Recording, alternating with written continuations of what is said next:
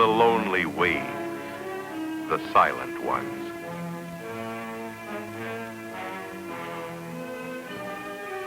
On the shifting sands, the story written by forbidden feet.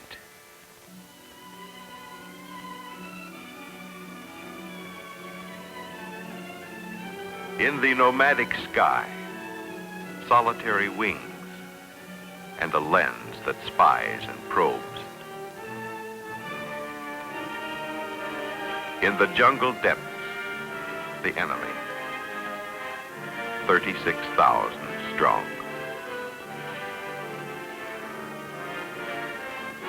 In our hands, shreds for evaluation. Unrelated items for conjecture. Implements of formulation.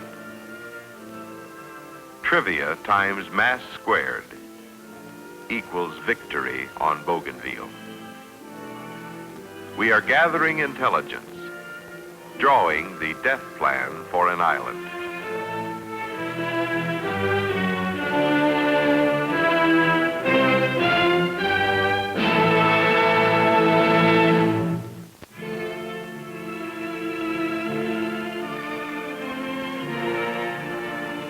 Here is your host, General Holland M. Smith, former Commanding General, Fleet Marine Force, Pacific Area, United States Marine Corps. General Smith, was it possible to bypass the island of Bougainville?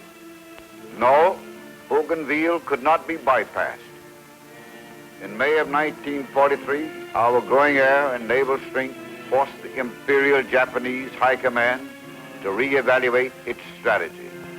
Our initial successes at Guadalcanal, Tulagi, and New Georgia in the southern Solomons pointed our intent to fight our way up the inland route past New Guinea, the Marianas, Philippines, and into the so-called home islands of Iwo Jima and Okinawa. As a countermeasure, they elected to maintain a defense line stretching from the Aleutians through Wake, the Marshalls, Gilberts, Ocean, Nauru, and the Bismarck. To hold this perimeter, they assigned the combined fleet for mobile defense with orders to engage on sight any and all American land, sea, and air units. And since the southern key strong point in this defense system was Rabaul, we had to bomb it. But the Japanese disposition of their airfields enabled them to intercept our planes and deflect our potential. Because of its strategic location, there was never any doubt that we would fight the Japanese for the island of Bougainville. It was inevitable.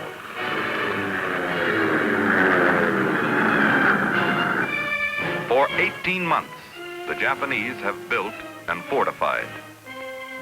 For 18 months, we have struggled for a foothold. Now the Russells, southern Solomons, and parts of New Guinea lie behind us, in our possession. From our forward bases, American bombers arm for a strike at Rabaul.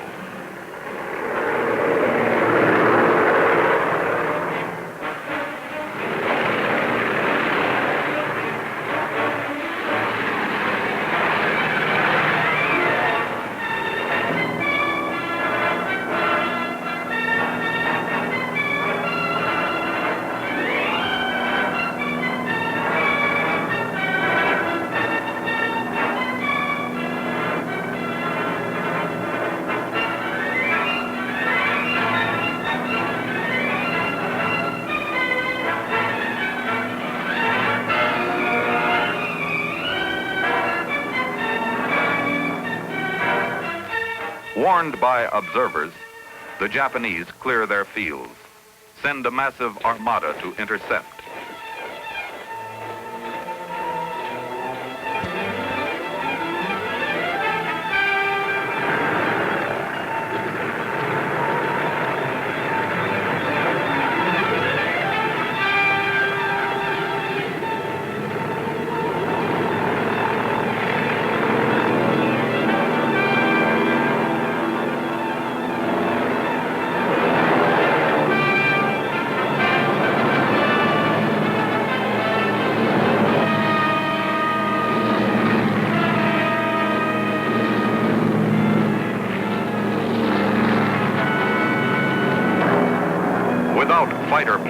our own. And with a sky full of angry lead, it is inevitable. Some of our planes are shot down.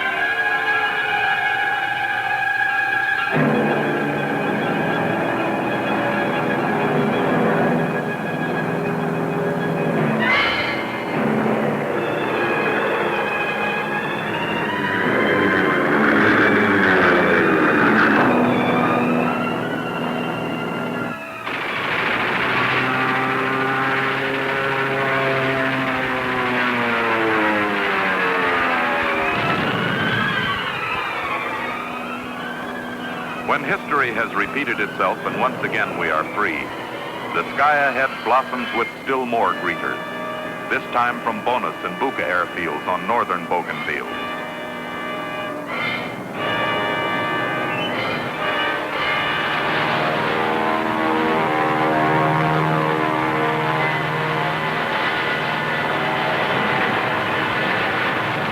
Those who get through are consoled by the knowledge that the planes from only 6 more fields, Rapopo, Tubera, Vanakanau, and Lakunai on New Britain, and Namatanai and Borpop on New Ireland, stand between us and our target, Rabaul.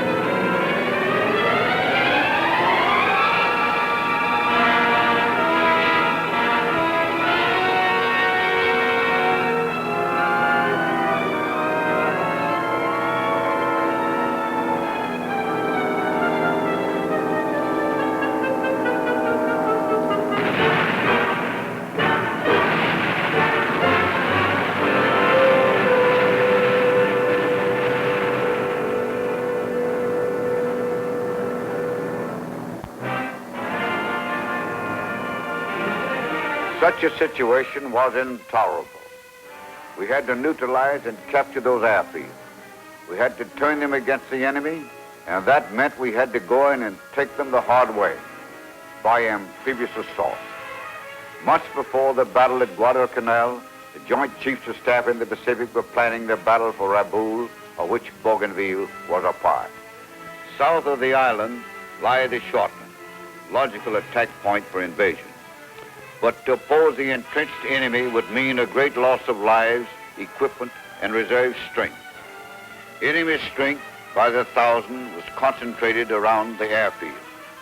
Where then could we strike, secure a foothold, build an airfield, and dig in? Choiseul Island, south and east of Bougainville. Logical, and therefore to be expected by the enemy. Furthermore, it will delay the entire Solomon's campaign.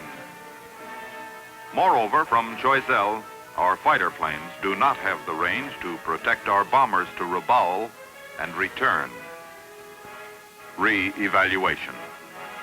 Seize and hold the Treasury Islands, northern Empress Augusta Bay, and construct airfields there. Seize and hold Choiseul Bay area. Install radar, staging, and PT points thereat. Objection. Aerial reconnaissance reveals that Buka is beyond fighter-bomber escort range. Kahili is within range, but is too strongly defended. It would cost more lives to take it than its strategic worth. The Shortlands have narrow beaches completely unsuitable for a landing under heavy resistance. Further objection. Any approach to invasion on the east coast will lengthen and delay expose our inadequate surface tonnage to greater possibility of attack, and remove it from retreat to friendly air cover in case of naval action with the Japanese 8th Fleet. The final analysis read, tactical and logistical considerations fix Empress Augusta Bay on the west coast of Bougainville as our final objective.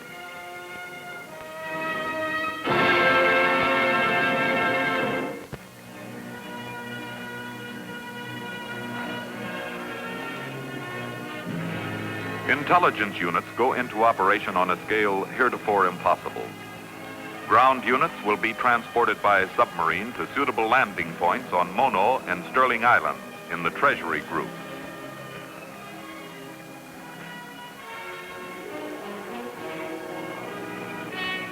Others will proceed by PT boat to Choiseul Island. But why Choiseul if no landing is contemplated there? Good old American poker. If the Japanese find evidence of our presence, they will misinterpret our intentions. We will use Choiseul as a feint to deliver the knockout blow elsewhere.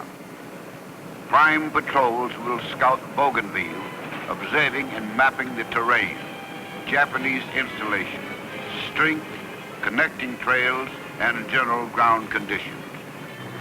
In the Kieta and Numa Numa areas, seaplanes are used. Offshore, naval parties sound and map the coastline.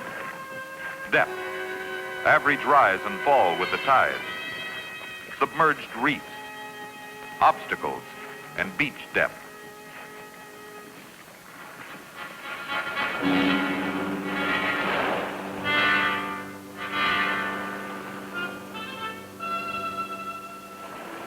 And for a period of several weeks, Marine, Navy, and Army personnel roam, photograph, scout, spy upon, and elude an enemy who boasts of his superiority.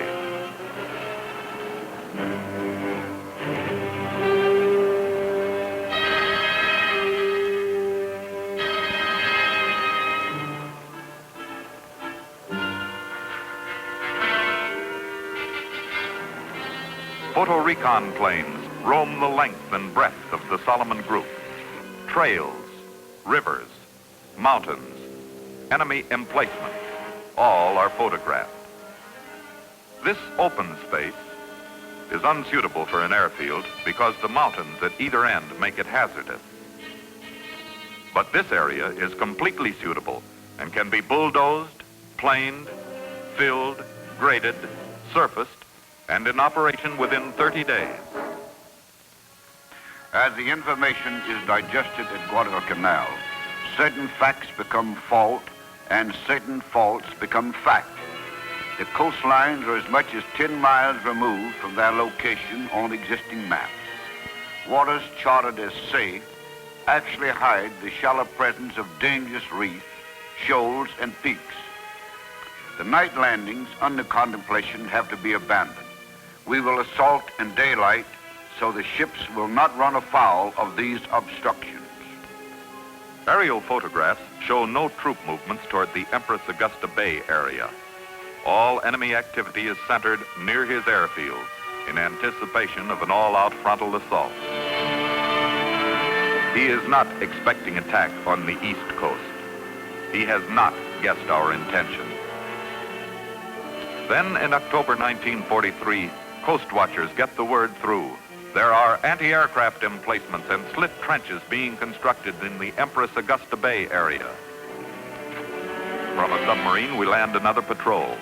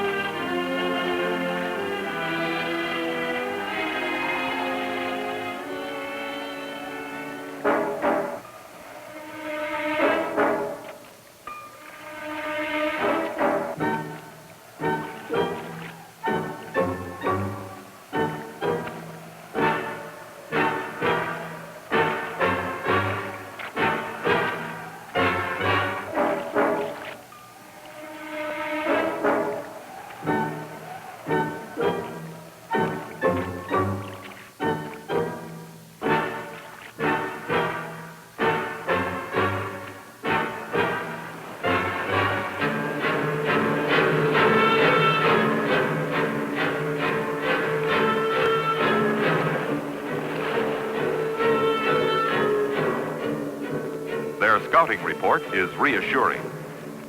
Routine installations and no concentration of troops in the scheduled landing area.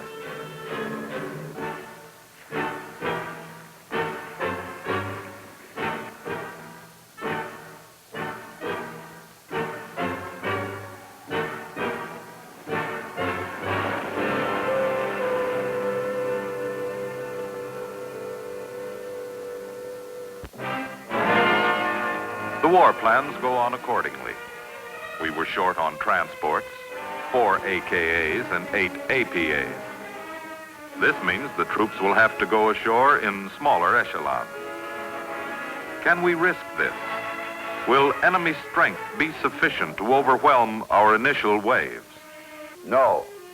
Intelligence reports are re-evaluated. Torquemada Point's geographic location dictates the use of localized units and small detachments. Can the enemy bring up his reserves in time to destroy our initial beachhead? No. Existing trails are inadequate, and no military road exists for rapid reinforcement. Can they reinforce from the sea? No. Our air cover will obviate that possibility. Can their fleet reach us in time to jeopardize the operation? No. It is in Rabaul, 10 hours away. Rehearsals will be held in the new Hebrides Islands at Afati and will continue until the assault and unloading can be accomplished within 6 hours, allowing 4 hours for the safe withdrawal of our craft. Army, Navy, and Marine air squadrons will converge from all existing bases within range of the operation and will be scheduled to give constant maximum protection against anticipated enemy strikes. To inactivate a maximum number of enemy planes, bombing missions will be scheduled in advance of D-Day to destroy both grounded aircraft and runways.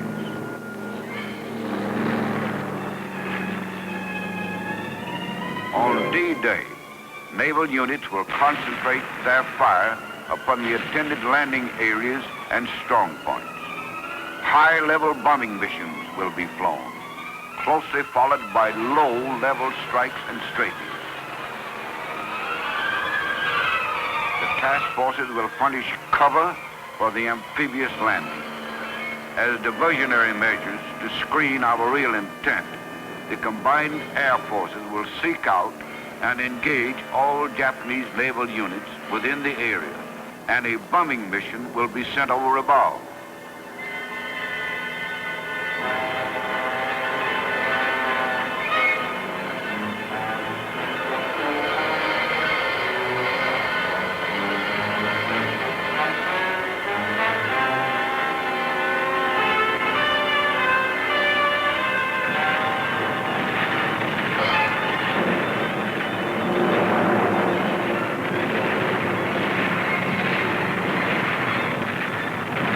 Further confuse and annoy, we will launch a secondary assault at Choiseul. This will draw his attention to the south and prevent his reinforcing the Bougainville area from his southern forces.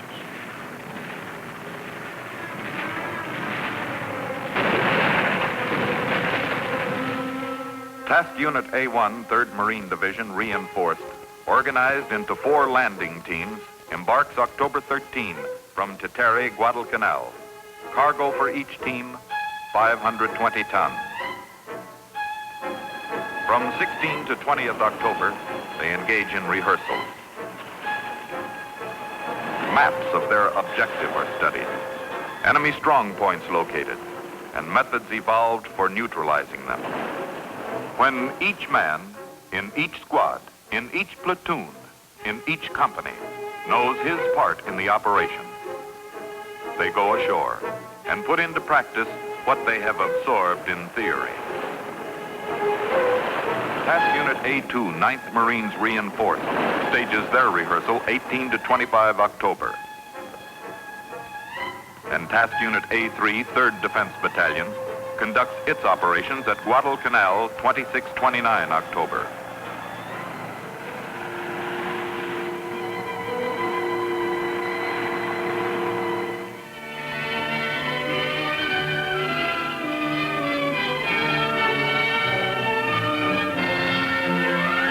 All units of the attack force rendezvous 84 miles west of Guadalcanal at 0740, 31 October. 8 months of planning, evaluating, gathering intelligence, men, supplies, and materiel are over. The admirals, the generals, the strategists of command have finished. With their sweat, they have planned battle. With the unceasing diligence of their skepticism, they have refined it, improved it, reduced its flaws to the lowest possible minimum. From compassion, they have chosen the course which offers the greatest possible chance of survival to their comrades, the officers and men of the Marine Corps who serve under them. From necessity, they have accepted inadequate sinews of war. By placement and superior utilization, they have multiplied their strength 100-fold. Before the Almighty God, who has been, and is, and must ever be the mainstay of our free nation, they bow their heads, thankful for whatever portion He has inspired in their final plan for victory.